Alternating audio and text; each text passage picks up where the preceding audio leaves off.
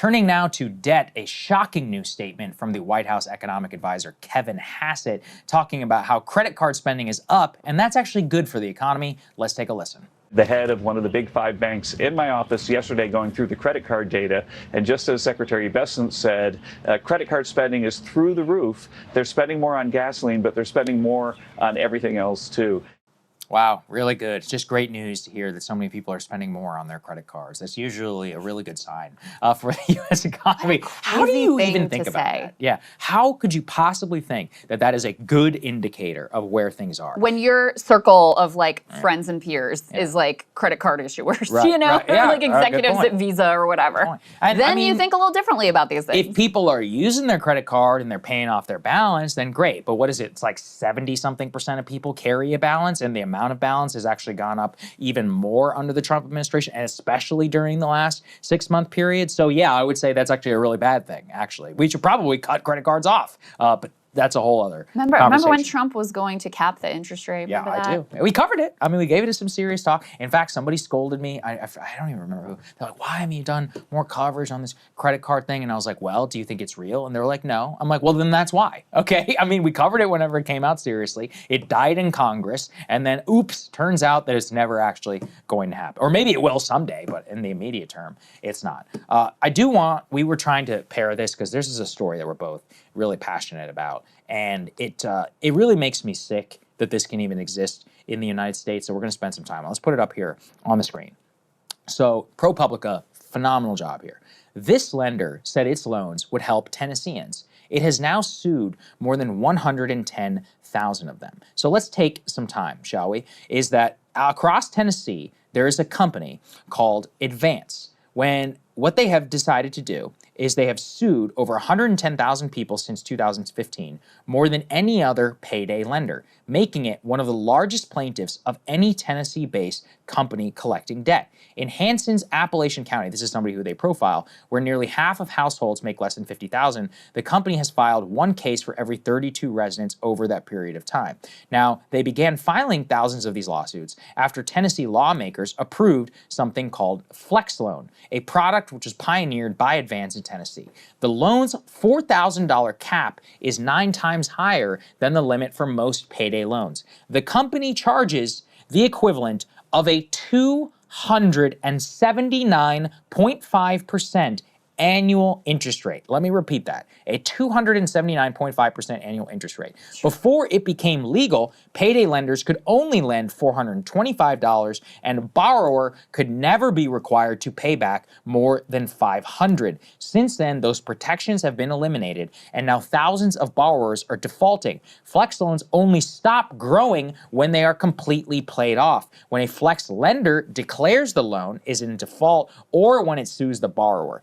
If the loans do end up in court, the law allows lenders to recoup attorney fees, which cannot be done with payday loans, a practice that can add up to a third of the loan amount. Court judgments against customers are often thousands of dollars, some exceeding $10,000. 40% of all cases end up in wage garnishment. The consequences of flex loans were predicted in the Tennessee legislature 10 years ago. The Consumer Financial Protection Bureau wanted to regulate the product created by the agency. The Trump administration's effort to dismantle CFPB are even currently being reviewed by the courts. Advance has argued this product would help consumers by offering them loans that are technically cheaper than a payday loan. It downplayed concerns by consumer advocates that these high-interest loans targeted and trapped low-income borrowers in debt that they could never pay off. And when you just keep reading, I could go on forever about this particular company, but you have 279.5% annual interest rate up to a $4,000 limit. Now, this payday loan, often the most predatory type of loan that is out there.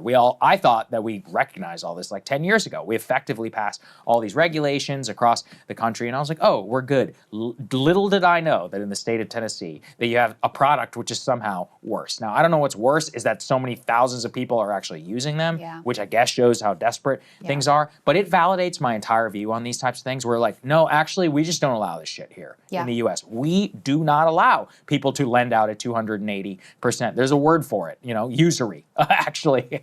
And we decided that as a society, society, we weren't going to entrap desperate people in these types of circumstances, which will only bury them even more. But what's really gross is how many millions of dollars that these people make, in the future. Because you're rich. Dead. You're dead, garnishing your wages and get a court judgment against you and your property. And you'll be digging yourself out of this for years when, I don't know, maybe you had a drug problem, you were in a desperate strait, you didn't think fully about the consequences. The next thing you know, you're paying for it 15 years later. One of the women in here that they talked to, she took in her grandkids and the added cost of their, school supplies, food, whatever they needed, just was too much for her to bear. And so she was at risk of losing her home. And so that's why she went to, Advance. And she was paying her loan off, but she didn't realize the way that it would continue to accrue. And they would let you borrow more on your principal, and she was doing that and got in this loop. And there's so many crazy things in this article. I mean, the whole thing is so heartbreaking and so disgusting. The level of exploitation here, the level of predation, and also the level of corruption. Because this company was started in Tennessee, and they bought off all the legislators there. Big donors also to Trump. Very happy, I'm sure, with Trump effectively eliminating the CFPB. So any sort of limits that would have come from the federal level, that is all gone as well. And there was one guy in the Tennessee legislature, who voted against the legislation that made all of this legal.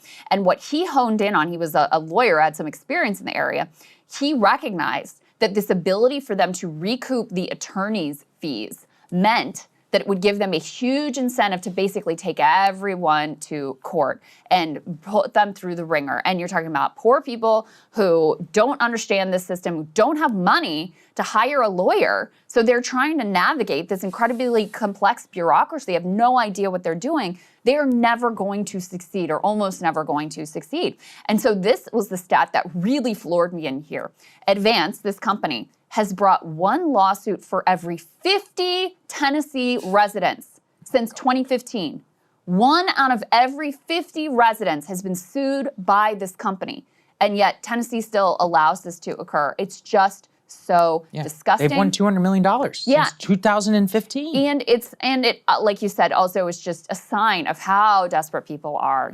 How many people are in the position where it's like, I'm not going to be able to pay my mortgage. I'm going to get kicked out of my apartment. Like I'm, right on the edge here and in need of these sorts of incredibly predatory loan products. So really disgusting. At the same time, we've got, any efforts to maybe fight back against this incredibly rigged system are now being deemed by a billionaire as effectively like a racial slur to ask for the rich to be taxed more. So maybe people weren't in such dire circumstances and you had a more equitable distribution where it wasn't the Gilded Age 2.0. Put C3 up on the screen. This is so crazy. So this is the guy who's the head of this Vornado real estate empire.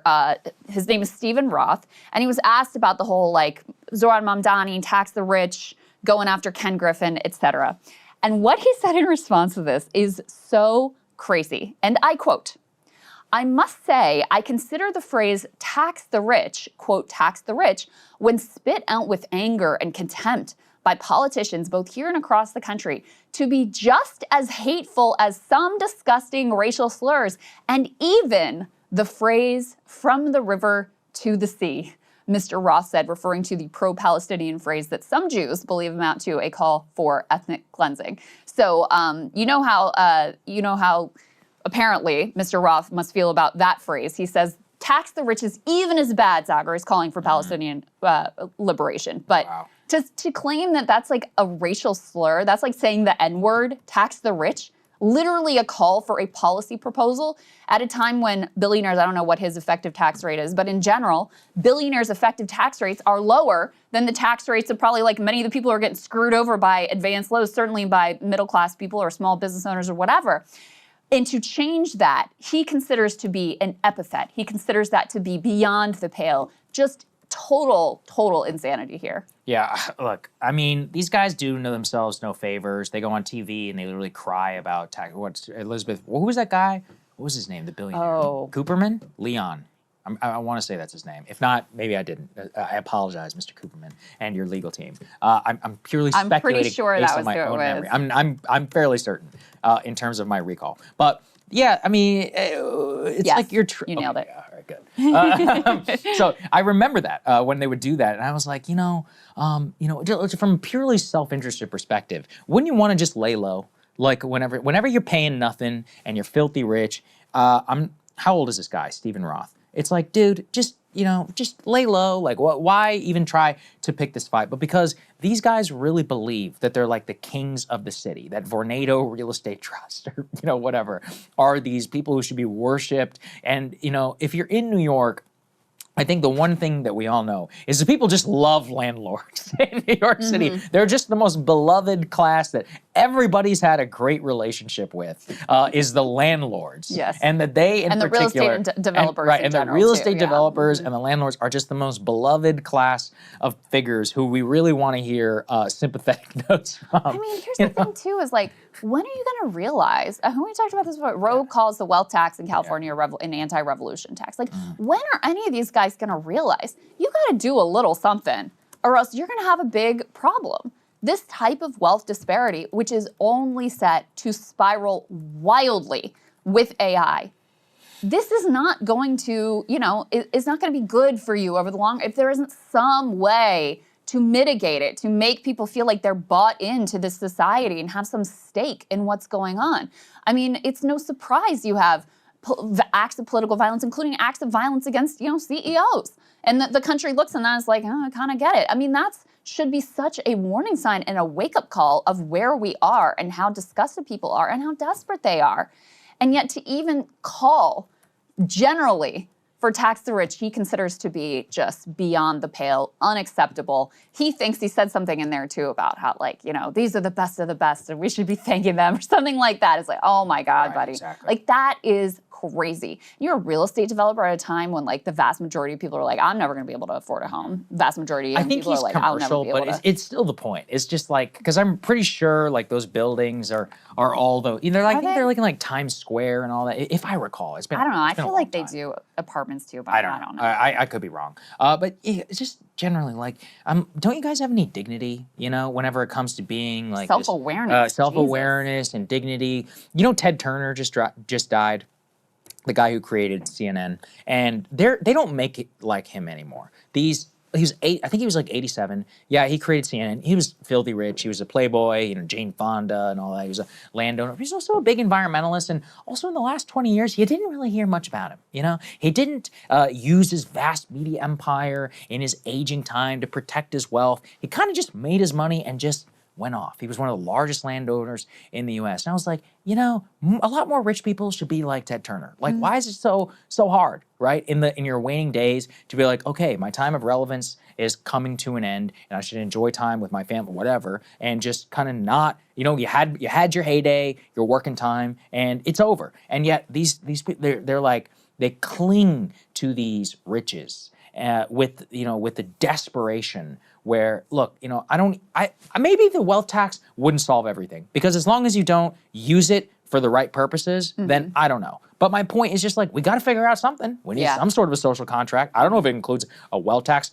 Maybe it would include more of a financial tax, like more of going after our hedge fund industry. There's all kinds of tax loopholes alone would raise hundreds of billions of dollars. Like, you don't even have to do that. I guess that would technically be a wealth tax. So there's all these different solutions, but to Rose's point, I haven't looked fully at the California thing, but the anti-revolution one is just empirically correct. Like, we have it's not just about inequality, just in terms of wealth. I think it's really about inequality whenever it comes to the opportunity that people have to start off from a baseline. The American dream is built on the idea your kids will have a better future than you. That is just not the case for the last 25 years, period, end of story. So that has to be solved. Some of it starts with housing, but a lot of it, starts with a lot of other different things. And yeah, so that's what tax the rich is one way in which it's, being channeled, but it's also being channeled in a lot of very different ways, and the way that they feel about our society, the news, AI, social media, the level of control that they feel, data centers, it's like a physical manifestation of all that. So yeah, I don't know. I'll never understand these people, but that's why I'm not one of them. It's a sickness. It's literally a sickness. And I mean, this will transition us to our Epstein block here. I mean, one thing we learned from the Epstein files is they just don't see other non-elites as like fully human the way that they are. And so that's, you know, that's how they justify this immense wealth, this immense privilege, this immense power, is they deserve it. And that also comes out in his comments here.